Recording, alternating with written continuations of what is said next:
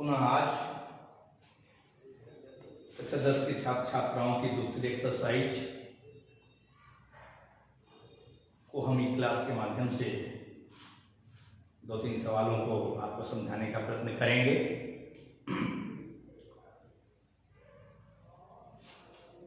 इस प्रश्नावली में प्रश्नों को हल करने के लिए सबसे ज्यादा आवश्यक है कि आप त्रिकोणमितीय फलनों के जो विशेष मान हैं उन मानों को जोड़ें। मान को जोड़ने का संशय है, जोड़ने का संशय, उन मानों को आप याद रखें, अपने आप से जोड़ें। साइन 30 बराबर 1/2, कास 30 बराबर करणी में 3/2, tan 30 बराबर 1 करणी में 3। ऐसे बहुत सारे मान जो त्रिकोणमितीय 6 फलनों के 0, 30, 45, 60 और 90 के जो मान हमने बताए हैं, यदि उन मानों को आप याद रखे हैं, सारणी भी बनाई जा चुकी है कि सारणी को कैसे बनाएं। जैसे साइन 0, 0, साइन 30 1/2, साइन 45 1 करणी में 2, साइन 60 करणी में 3/2, साइन 91, कास 01, साइन कॉस 30 करणी में 3/2, कास 45 1 करणी में 2, कास 60 1/2, कास 90 0। ऐसे सभी त्रिकोणमितीय फलनों के मान यदि ज्ञात करते हैं तो दूसरी जो एक्सरसाइज है इसी आधार पर केवल मान को रख के आप ज्ञात कर सकते हैं। जैसे उस एक्सरसाइज का एक सवाल मैं लेता हूं, कास 45/37 धन कोसेक 30।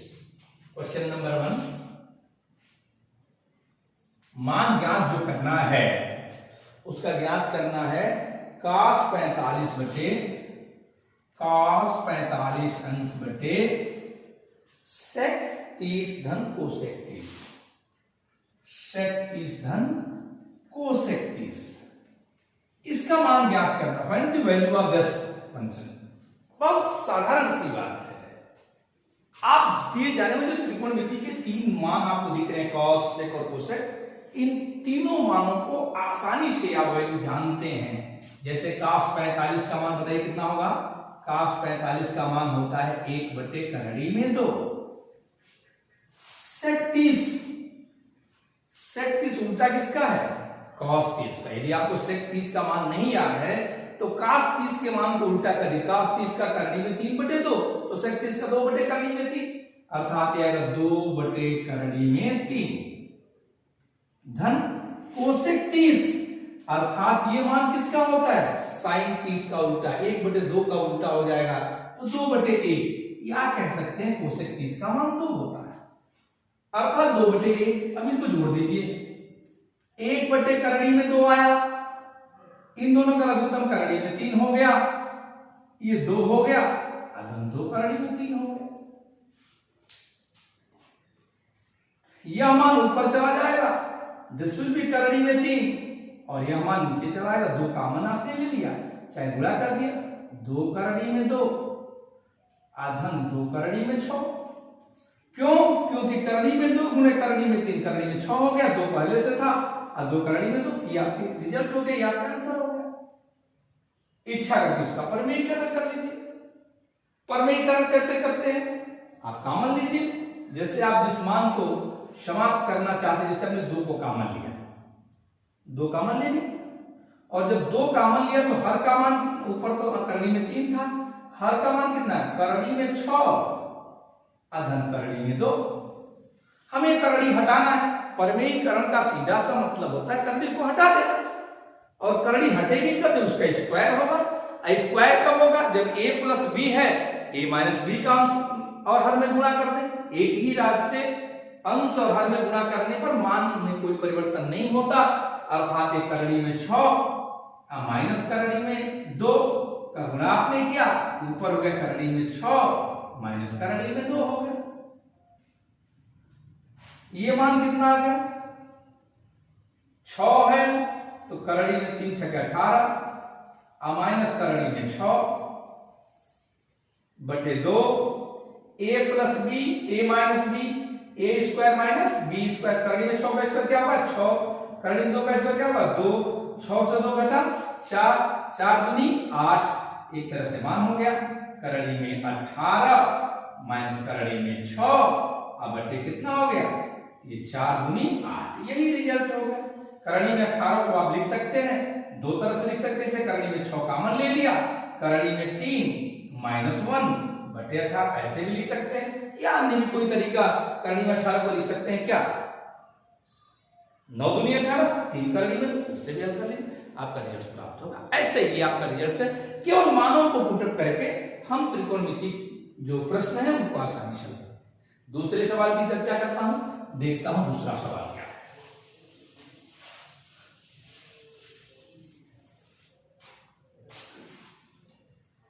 जैसे एक सवाल इसमें है, tan a + b बराबर करणी में 3, tan a - b बराबर 1 बटे करणी में 3, तो a और b का मान ज्ञात करना है। tan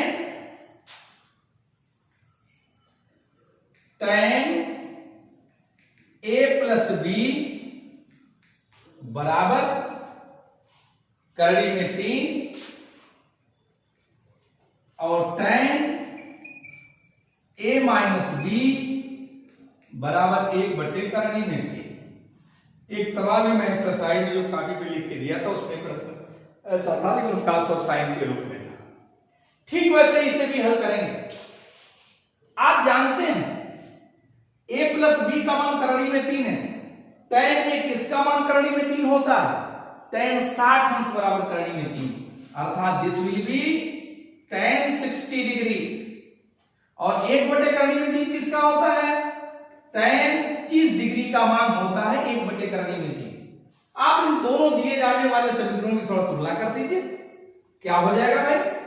a + b बराबर 60, a - b बराबर 30, समीकरण 1 समीकरण 2 जोड़ दिया दोनों को, ऐड फर्स्ट प्लस सेकेंड से जोड़ा, b से b क्या हुआ? कट गया, अर्थात क्या आ गया? 2a बराबर कितना होगा? 90, या a बराबर 90 बटे 2 बराबर 45 अंश, अर्थात कोण a का मान कितना आ गया? 45 अंश।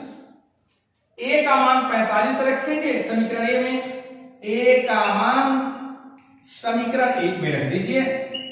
समीकरण 1 में रखने पर जब आप रखेंगे तो क्या हो गया? 45 धन b बराबर 60, या b बराबर 60 माइनस 45 बराबर 15 अंश, अर्थात a का मान कितना आ गया? 45 अंश, b का मान कितना आ गया? 15 अंश। रख के देख लीजिए, समीकरण संतुष्ट हो जाएगा। इस तरह से हम तुलना करके इन मानों को ज्ञात करते हैं, और प्रश्नों को हल करने में कि तब तक आपको आसानी नहीं होगी जब तक आप इस मान को न जानें। अर्थात tan में किसका मान करणी में 3 होता है, यदि आप जानते हैं तो आपने tan 60 लिख दिया।